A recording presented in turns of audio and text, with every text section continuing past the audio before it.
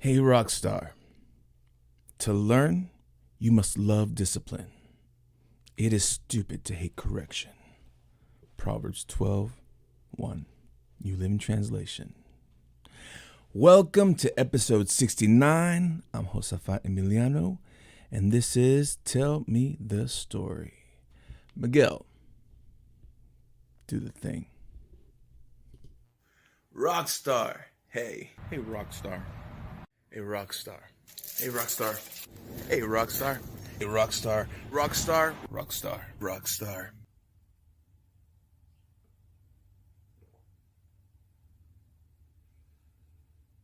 Rockstar.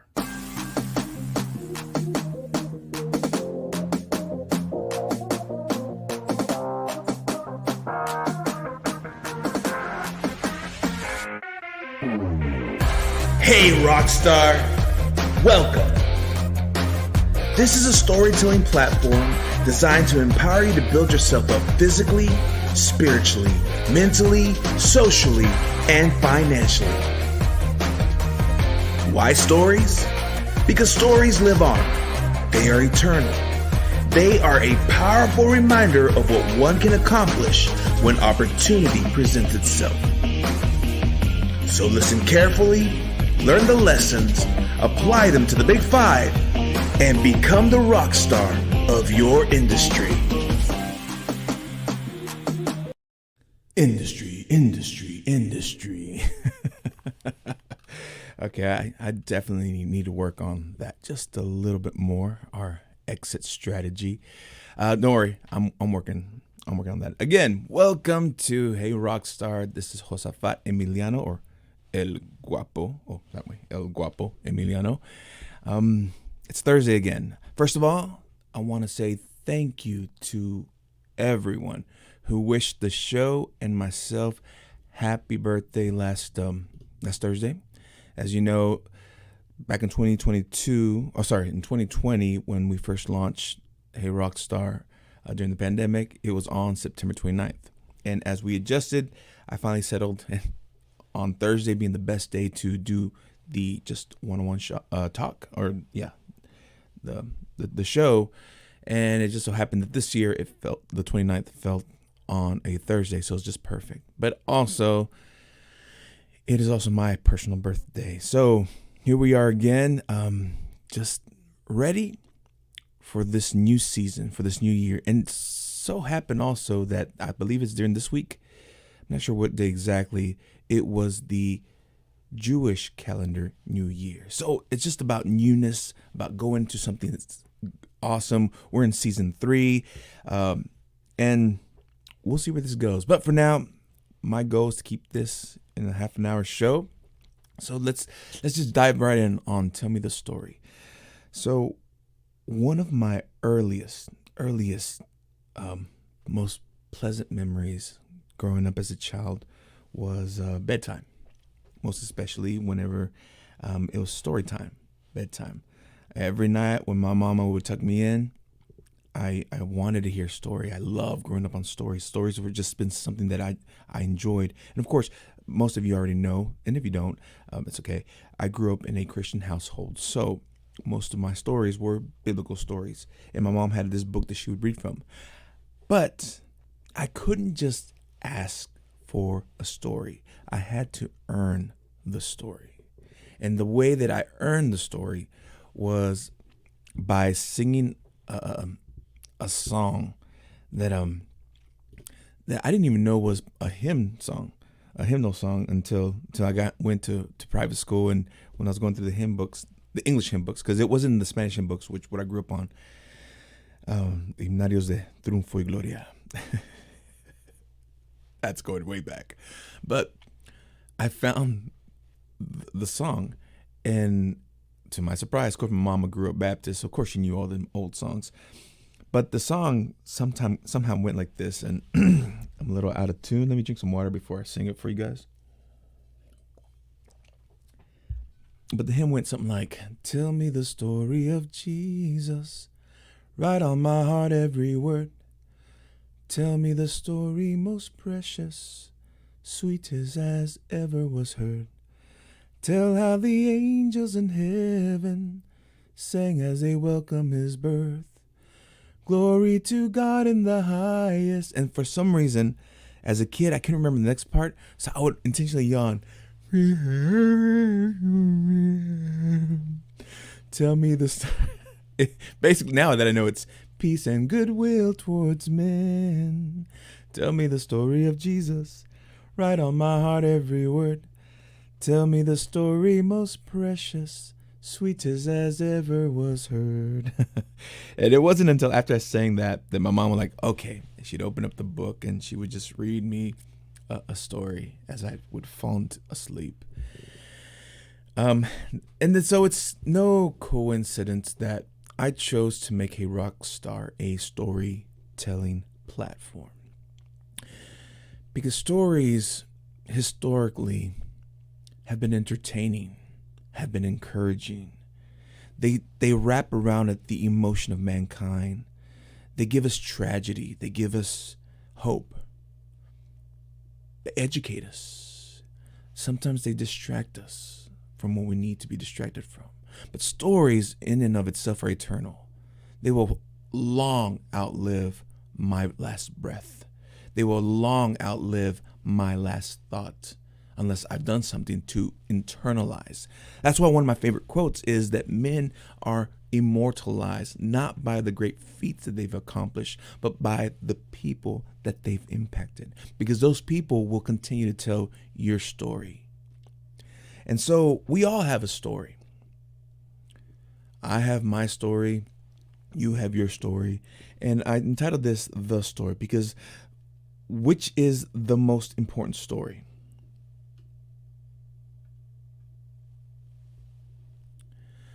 I believe the most important story is the story that you need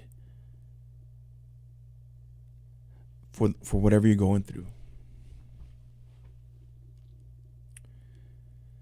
The most important story is the story that you tell yourself is to come if you don't like where you're at right now.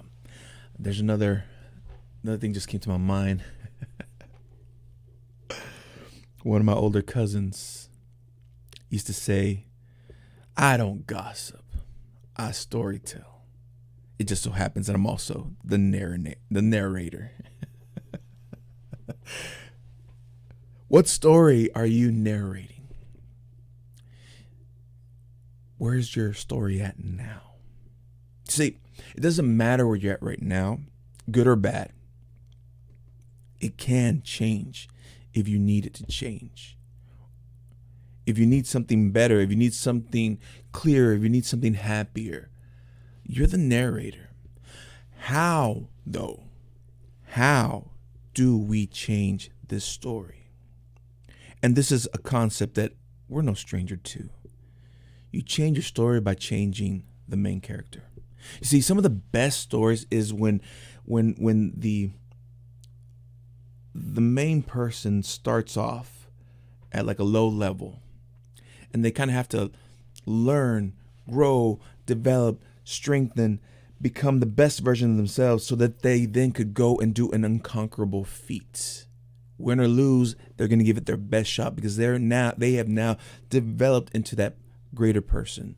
The person at the beginning of the story, no way in heck would they be able to reach that pinnacle at this level, at this mindset. They had to go to a montage. They had to go through a training. They had to go through growth. Growth is painful. Growth is not comfortable. To grow, you must first recognize where you're at and desire change. You see, a lot of us, myself included, we love being comfortable. We love having it easy. We love just coasting by. But a story of just coasting by doesn't make a good story. It gets boring after the third, fourth, fifth page of just the same thing. What's he doing now? He's just sitting on the couch watching TV. Nothing against that. What's he doing now? Hey, he's still sitting on that couch. Has he I mean, he did disappear for a little bit, but I think he just went to grab a sandwich and then he came back to the couch. What kind of story is that if there's no conflict? How about that? Yeah. What kind of story would it be if your story didn't have an opposing force, a villain? Some people say it's all about the hero, but you need a very good villain so that the hero can be highlighted. And that villain can be a problem. That villain can be a sickness. That villain can be a loss of job. That villain can be a change of someone just taking you out of your comfort zone and throwing you into a place you're not familiar with. And you hate that feeling. Now your story can end there. It's a sad, quick story, because some stories do end there. Some stories, when something uncomfortable happens, people decide to exit early. Now, this isn't about that. But if for some reason you have those feelings, write this down. Text 988. Get help. Get emotional. Get someone to speak life into you again, or just find that help. It's the fastest thing you can do if you're having those exit thoughts come into your mind. But I'm not. This is not about that. This is about inspiring those of you who you feel the pain, you feel the grunge, you feel the. If you take a chance to look at my reels, I've been honest with you guys in my new adventure. Yes, I started a business, and yes, there's growing pains because I've lost other things and I'm having to figure it out while I'm building something. It's hard. It's freakishly hard. But the last thing I posted is, but I show up. As much as I don't want to, or I can't, or try, I need to show up. Because just by being there, I have made a declaration that my story is gonna change. My story has to change because I don't like where it's at right now. And this is just all part of the tale that I tell. As you know, I know what it's like to lose. I know what it's like to fail. I know what it's like to build something only to have it torn away or ripped away, stripped away from you, and find yourself in the mud, in the garbage like Ezekiel.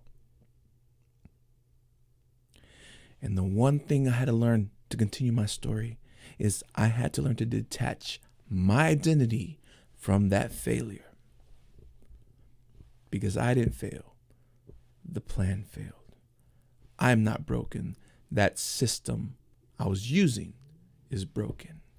The good thing is, as the narrator, I can choose to continue on my tale and move forward and do what I need to do to survive, do what I need to do while I'm still building something else. That's the entrepreneur spirit. Business people, first-time business owners. If your first business made it, congratulations. But entrepreneurs know this, that 85%, maybe even more now, especially after COVID, 85 to 90% of first-time businesses fail. And if that was your story, if that's how you identified yourself, then that's it. Game over. Why continue, right? But thankfully, we live in the land of opportunity. What does that mean?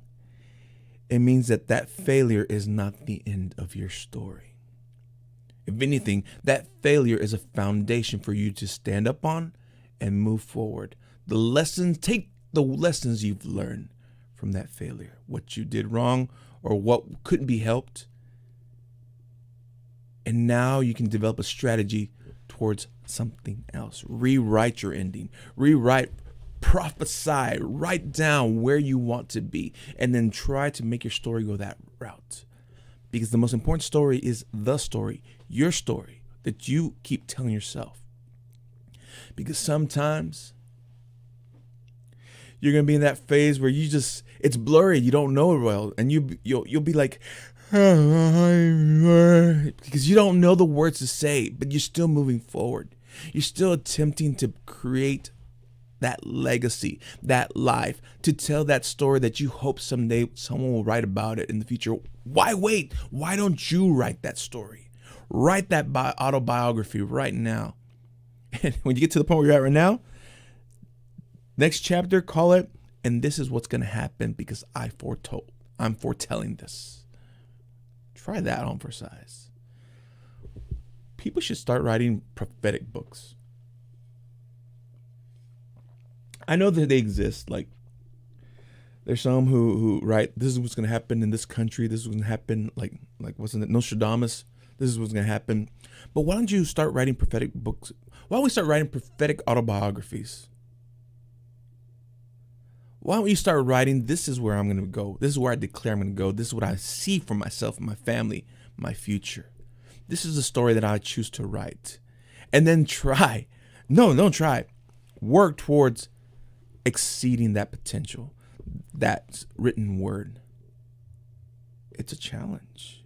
It's hard, but that's the story. That's the story that you can start telling yourself, your children, and eventually that story will continue on being told to your grandchildren, great-grandchildren, generations to come. Before you know it, you have reached the dream that I've always wanted. Become immortal. So, every good writer, every good journalist, before they start you write notes. You start taking notes. You start doing the research. You start learning as much as you can about where you want to be or what you want to write about the topic at hand. And once you've researched enough, then you can start putting out your thesis. So let's call that phase of study, let's call that phase mindset. So we detach, or you know what? We'll follow the 3 steps of Hey Rockstar. Detach from failure, take ownership, and develop the right mindset. Let's go with that one. So first of all, in your first phrase to writing your story, the story is you need to detach yourself from all things that when your identity is identified from failure, detach yourself from that because that is not your story. That is simply the lesson you had to learn for that moment. The next one, take ownership. This one's a little harder to swallow.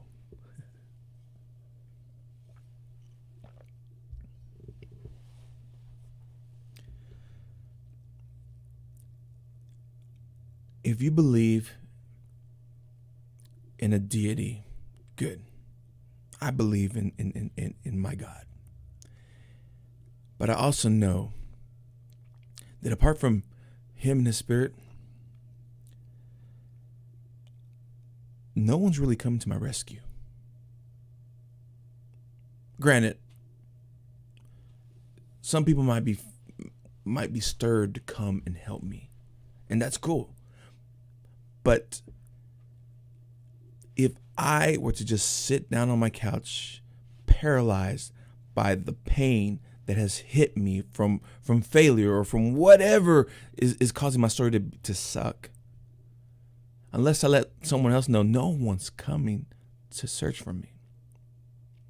No one's going to take time out of their day to come and help me up. Because as bad as it sounds, we don't seek losers, we seek heroes.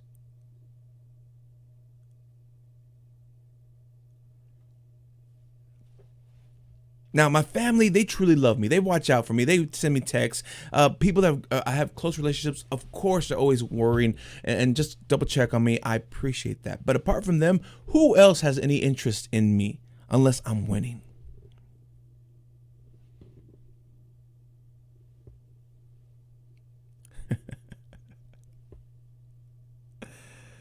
So taking ownership is realizing that my life is the way it is because of what I chose to do yesterday. Can't blame anyone but myself. Regardless of what happens. Yes, there's things that happen out of my hand. Sickness, loss of job,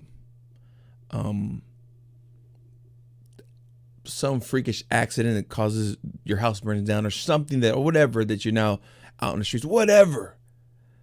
You're one incident away from being homeless. Whatever. Yeah, things happen. But I choose to remain in that victim mindset if I'm only focused on the negative. Again, be smart. Don't be so into your dream that it's unhealthy that you just don't realize the reality of what's going on and you ignore it. No. But anyway, didn't want to go that route, that rabbit trail. The main thing I wanted to clarify is my life today is the way it is because of what I've done in the past, the choices I made in the past. But the bright side is tomorrow can change if I change the way I act today. Tomorrow can change for good if I change my way of doing things today. It can change for bad if I neglect. If I continue on the trail, if I continue on, then eventually I'll choose more negative things and go down that bad. So that's hope, ladies and gentlemen. The hope is you can change if you want to, but you gotta want to. You got to want to. You got to. You got to. Oh, what's the word? Desire it. You gotta want it more than you want your last breath. I just listened to the audiobook by E.T., the hip hop preacher, U.O.U. And he talked about how he shared the story about the monk. When a guy came and asked him, and I'm probably gonna butcher the story, how do I succeed? And the monk's like, well, come here, let me take you to this river or this lake. And they walked in, and he walked further, like, keep following me. And they went to where the water went to about their chests.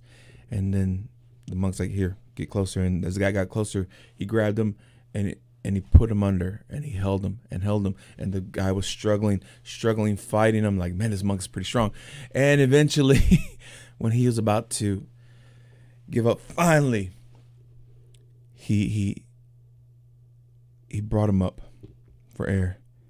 And the guy's like, and he goes, that is the success. When you want to succeed as bad as you wanted to breathe that last breath or that next breath, that's when you will succeed. Kind of chopped that. Anyway. And I'm not going to lie to you. Sometimes success, I wasn't desiring it as much because the pain wasn't as strong. Comfortableness is such a thief of success. It's such a thief of a great story.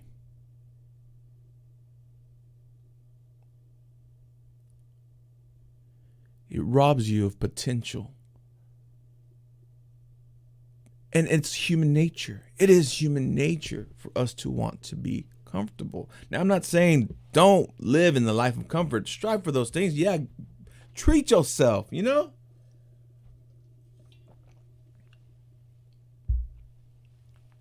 But like when you mourn, you give yourself a time limit. I figure you should also give yourself a time limit of rest.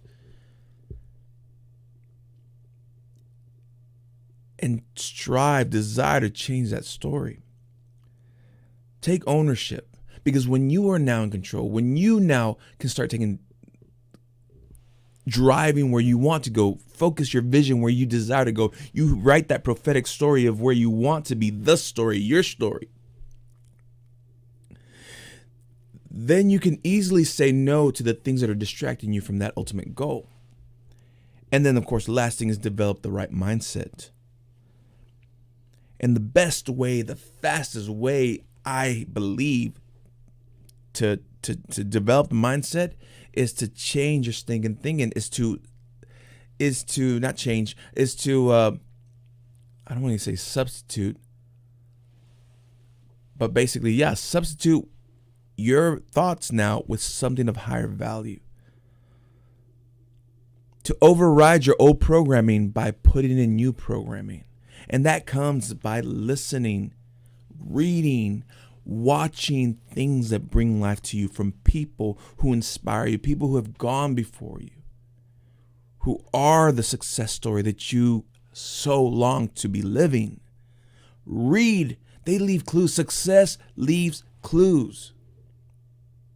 That's the whole premise of Think and Grow Rich. Success leaves clues. And by observing what these successful people do, you start to pick up what they're dropping. You start to see possibilities. You start to say, I can relate with that, and I can definitely do that.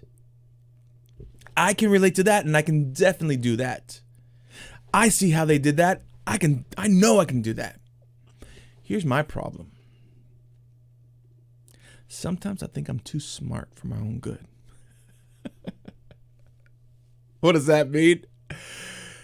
It's that comfort thing. I see the way people strive and grind and do things, and thank God for technology. We can do so much more in a faster amount of time. But I think to myself, I think I can pick up a shortcut to try to get bigger results. Instead of doing the grind, I'm going to try to coast on my creativity to do it, and I'm get too smart. And you know what happens? I wind up being frustrated because it doesn't work the way I want it to work. And what I got to do, I got to go back and say, you know what? Let's just put our head down. Let's accept this, and let's just repeat what they did for now. You see, there's nothing wrong in repeating your heroes, in mimicking your heroes, because as you practice, as you develop, as you get strong, then you start to see your strengths, your little hidden signatures. Again, another book that I love to quote is The Art of Stealing, and mainly the quote of Pablo Picasso: "Good artists borrow, great artists steal." The premise of that book by Austin Kleon, The Art of Stealing, is basically to become an artist. Every artist starts by mimicking someone else and trying to duplicate the work. And he goes, but no matter how great of the duplication, or no matter how great of the, I forgot the word off the top of my head, it starts with a C, counterfeit. No matter how great the counterfeit, the painter can paint an original piece, there's always some little slight, unless you're just a dang machine, but a human nature, there's something that will cause it to be imperfect, and that imperfection is your signature. That imperfection is what defines you, makes you unique from the original. It's not a bad thing. It's a good thing, because the more you mimic and repeat, and you start seeing your signature marks along the way, then those things are the ones you start to, and that's what E.T. was talking about. You start to highlight your strengths, what defines you, what makes you different from everyone else, the way you do things, the way you talk, the way your mannerisms, the way you make eye contact, or just the way you listen to others. Those little subtle differences are what make you unique, what make you special, what make people want to pay you a lot to show up and share your story. Yeah, because E.T.'s a speaker. That's where I love to be. I am a speaker. I'm writing that story. I'm writing that prophetic story. I am a keynote speaker, nationally and internationally acclaimed. Josafat El Guapo, also known as the Rockstar speaker. So book me today. You will not be let down. But yeah, what's most important is your story. The story that you came up with after you detached from the failure. You took ownership of your adventure, and you filled yourself up with the value needed so that you can develop the right mindset to become the rock star. To become the rock star of your industry, of your life, of your walk. Ladies and gentlemen, boys and girls, thank you for tuning in to episode 69. Tell me the story. And for those of you who know, I am now in the financial industries. If you need help with debt relief, all that stuff, check out my description. I have If you just want to talk about your potential future in finances, that's what I'm learning now. And that's what I'm helping people out. Just book a consult with me on Calendly, and we can talk about that. If you want to connect with me about coming to speak at your next event, same thing. book a consult, then we talk for the half hour, 30 minutes. You can tell me about where you need me to come share my stories and help encourage you. Anyway, with all that said and done, thank you for showing up today.